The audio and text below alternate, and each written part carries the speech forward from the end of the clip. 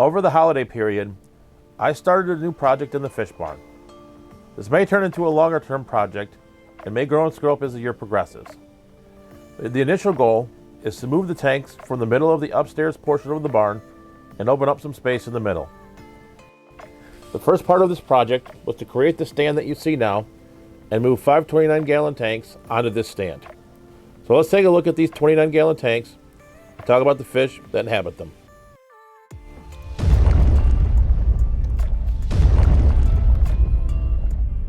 First tank I'd like to share with you is kind of a catch-all tank with an interesting group of species. This tank was aquascaped with a sand substrate and planted with Vallisneria. The fish that inhabit this tank are quite interesting.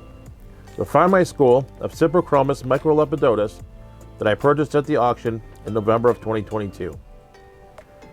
This tank is serving as a grow-out tank for these fish and will not be their final home. More than likely, I'll be moving these fish to a 40 breeder once they grow out some more. As a part of this move, I decided to move my breeding group of Limia Nigrofasciata into this tank as well. This group of fish is what I'm really looking forward to get breeding, so hopefully the move to the new tank will spur that on. This is definitely a tank that I see changing as time goes on, as the microlepidotus grow out, and maybe I move the Limia as well, but we'll see what happens with this tank in the future. The next tank appeared on last week's video, so we won't spend much time on it. This tank has a gravel substrate and is planted with a variety of plants. In this tank, you'll find my favorite Limia species, the Limia Melanogaster. What I really enjoy about this Limia is the fact that both the females and males are both stunning fish, which is something rare to find in a live bearer, and even more so in a wild type live bearer. Also in this tank is the Xenotoca maculatus from Rio Grijalva, which is a pretty interesting wild platy species in its own right. This is a tank I really do enjoy thoroughly, and really enjoy sitting in the fish room and watching the fish interact. So let's head over to the next tank now, which is home to one of the rare Gadaeid species in the fish barn, the Allodontichtys Tamazulae. This is an uncommon fish that's found from the state of Jalisco in Mexico. Unlike a lot of Gadaeid species, this fish spends a lot of time on the bottom, where in the wild, they'll feed off small invertebrates. This fish does like a lot of flow and a lot of rockwork to hide in. I obtained this fish at the Gadaeid auction at the ALA convention in Florida in 2021.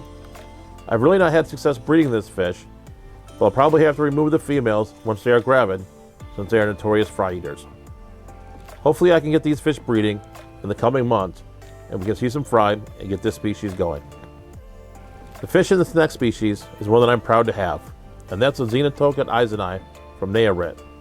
This is the oldest Gadaeid species in the hobby, having been collected by Robert Rush Miller in 1955. I'm really happy to have this species that's part of history. I was able to find this fish at the ALA auction this year, and I'm really happy to have it. As you can see, this tank has a sand substrate and is planted with Vallisneria and crypts. Like the Allodontichtys that we talked about previously, I'm really excited to get this fish breeding and preserve this historic species for the future. So let's take a look at another one of my favorite Gadaeid species, the jeweled Gadaeid or Xenotoca Variata. This is a more common species than the Allodontichtys that we spoke of earlier, but this fish is quite stunning, and I really do like the jeweled speckling. I've had this fish since 2019 and was able to breed this fish and submit it for BAP at my local club. I do want to get this fish breeding again, but this group is getting a little bit old, so I will be looking to add some fresh blood to this colony if I have the opportunity. As you can see, this is not the prettiest tank in the fish barn, but I don't mind the mom on the bottom. And more than likely, we'll add some additional aquascaping and plants in the near future to make this tank look a little bit better. I hope that you enjoyed looking at this rack of 29-gallon tanks. I still have some work to do on the first step of this project and need to move additional fish and tanks out of the middle of the fish barn. So I'm looking forward to getting that first step of the project done, and who knows where this project will take me. So with that being said, stay safe, stay fishy, and I'll catch you on the next video.